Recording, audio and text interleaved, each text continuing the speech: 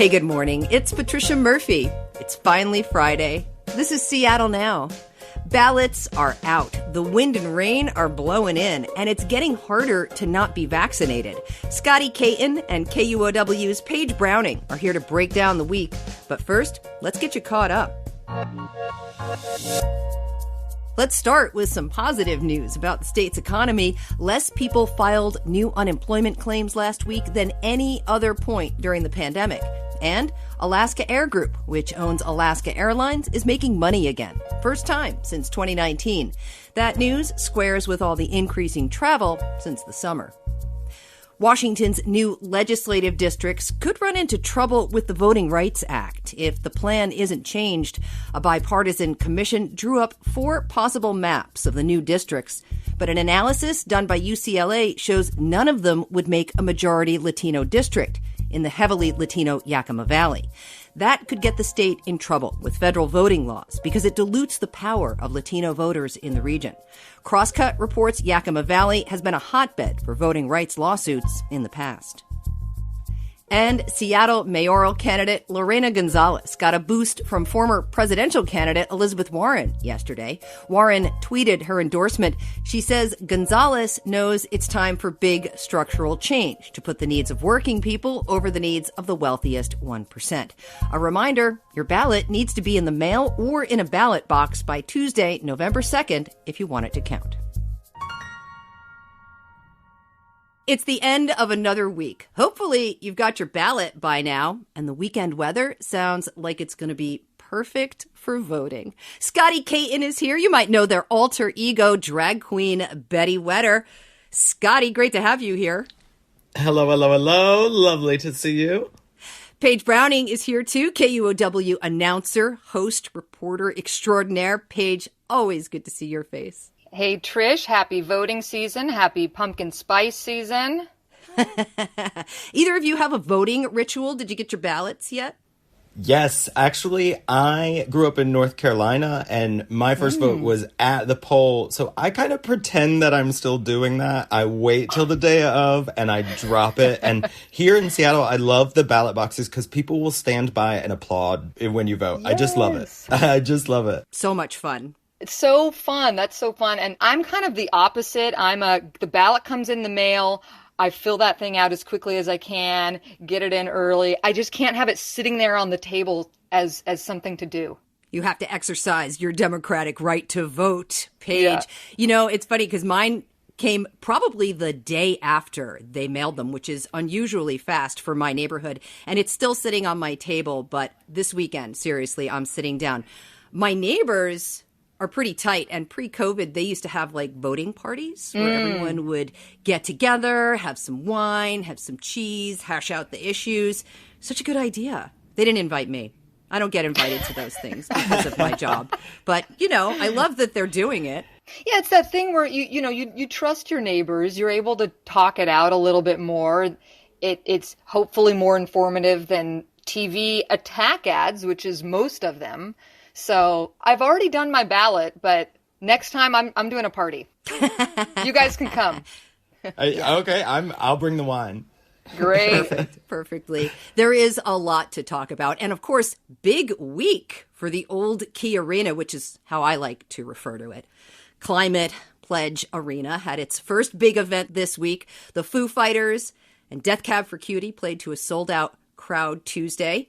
This show was primarily for partners who worked on the arena and not the official open, but sounds like it was a pretty good show. Local bands like that. Like to see that. You know, I'm with you, old Key Arena. I love that. I was going to start by saying we need a new name for this spot. Climate Pledge Arena is a mouthful. CPA sounds like I'm getting my taxes done. I love the neighborhood. I think it's great also that, like, we do have such amazing talent that comes from Seattle, but to start it off with people who are so ingrained in what this city is and the trajectory that art and music have really helped to shape in this city is really nice. It's interesting because, I can be kind of crunchy. I'm like the first person to, resort the recycling in my building, make sure it's all done. So part of me is on board, but it is actually named after Amazon. We can't forget that. Climate Pledge is an agreement created by Amazon, so not far from our little business down the street. But, I thought that it was sort of a heartwarming way to soft open the arena this past week with the Foo Fighters and Death Cab for Cutie and them sharing their old memories of Seattle. Part of me thinks it would have been cool to have maybe a hip hop group there, because that's part of Seattle history too, music wise. Yeah. But hey, they shared some memories and they broke it in. So that's great. Yeah, I heard it was broken in quite nicely. The Seattle Times reviewer mentioned that someone had already smoked weed in the bathroom, dusting off that new arena smell immediately, replacing it with the required arena smell, which is pot. So, I'm quite surprised there's not a smoking section, maybe somewhere up high, and it would only fit. Yeah, you're right. Yeah. The official open is tonight. It's Coldplay, and I wonder if that's intentional. Coldplay. Ooh. Climate Pledge Arena. I don't know. Like that. We can't verify. Yeah, that took some thought. That was good. You had to work for it a little bit. I like that. I also heard the entry checks for vaccines and security were super easy. Apparently, just took about 90 seconds to get through all that, which is great. Because my teenager was actually trying to go to a show at another venue recently, and the line to get in stretched for blocks, like 6 blocks, because they had to do these multiple layers of checks. Oh, no. So hopefully everybody else is going to get more efficient at it, because we have to, because more things are requiring, obviously, proof of vaccinations or a negative COVID test. Yeah. Speaking of vaccinations, you two, probably the biggest story of the week was the deadline and fallout from the state's vaccine mandate. Nearly 2,000 people out of a job today because they wouldn't get vaccinated and couldn't get an exemption. It's interesting because the thing I keep thinking about is what it means for people to leave their job over this. No unemployment in most cases. The stakes are high for people here. I wonder if it's truly worth it. I wonder if what will turn your mind, what will make this something that you will get on board with. If the stakes are so high, what is it that will change your mind? Maybe it never will. And that is kind of something that I'm overhearing. I feel like I see a lot of people being very nice about it. One of the lines from one of the representatives of Inslee was, we wish you well, we're glad that the number isn't higher. I kind of just read that as like, bye, don't let the door hit you. Like, we're tired of talking about it at this point. And we're tired of making the accommodation in so many ways. Yeah, totally. And I'm equally just amazed that we are at this point where so many people are leaving their jobs or quitting. I'm not surprised that there was opposition by some people to get the vaccine, but I am surprised that so many people are willing to put their whole job and the way that they make money, just say goodbye. I don't want to get the shot. I get the vaccine. I get the flu shot every year. I'm one of those. A lot of people don't even get the flu shot every year. So, my perspective is different than some others, but to be so convinced that you want to lose your job is really something that I wasn't prepared to see at this level. Hmm. It's interesting because I'm like you, Paige. Try to be a good citizen, right? I get my flu shot. I got my vaccine. But I am also somebody who does not like to be told what to do. I do not like it. And it really made me think. This whole situation really made me think about what it would mean for my employer to tell me to do something in order to keep my job that I disagree with so strongly. And the further from the mandate that we get, the amount of times that I have said, these are the consequences for not, getting this vaccine, there's a little voice inside of me that says, this must be a terrible position for people to be in, even if I don't agree with them. It's not a good feeling. Mm-hmm. No matter how you feel about it, vaccines starting Monday, you're going to need proof to get into most places in King County or a negative COVID test. So restaurants, gyms, bars, concerts, sports games, it's going to get harder. We're not going to get through this without without these measures, and that after almost 2 full years, I really wish it would drill home that like we could get through this all together, and it wouldn't even require being told what to do. I mean, I actually went to a drag show last Saturday, and it was in a venue that was vaccine required.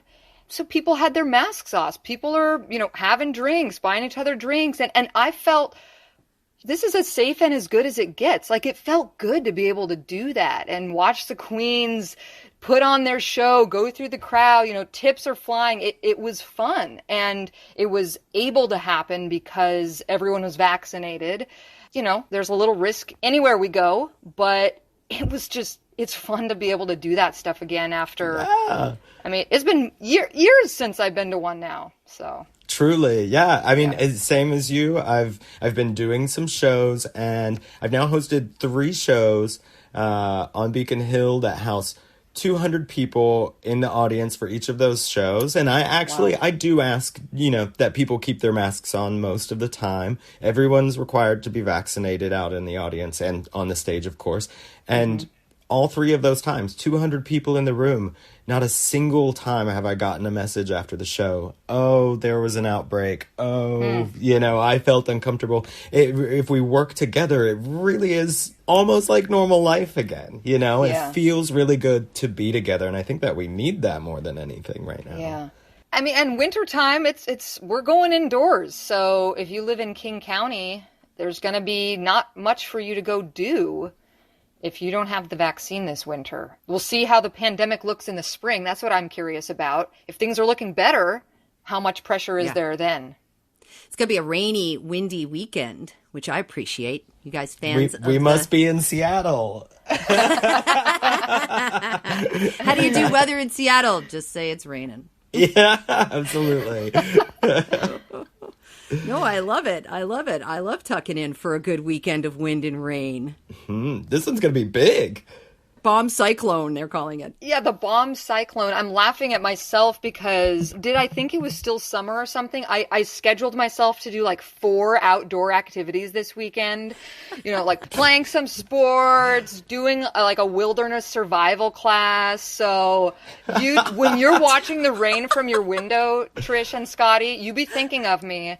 I'll be out in it. You're badass, Paige. I've learned though. I mean, this one sounds a bit more intense, but I have hosted 2 outdoor festivals since in the past month, and both of them were in pouring rain, and Seattleites will come and they will live their best life in the rain. All right. It really is spectacular. Like, you got no umbrellas out in the audience, just full raincoats and having a great time. Wilderness, though, it sounds like that's going to be pretty cold. I don't know. We'll see. But yeah, that you're right. Seattleites will come out for it. I'm glad they came through. Nobody lets the rain stop them around here. You can't. No. You never leave. I pictured it because it says that the way it will seem, because it's a bomb cyclone, that like it will just appear out of nowhere. And so I really am going to be standing outside tomorrow just looking at the sky, like waiting for it to like swirl and form a big storm. Yeah, exactly.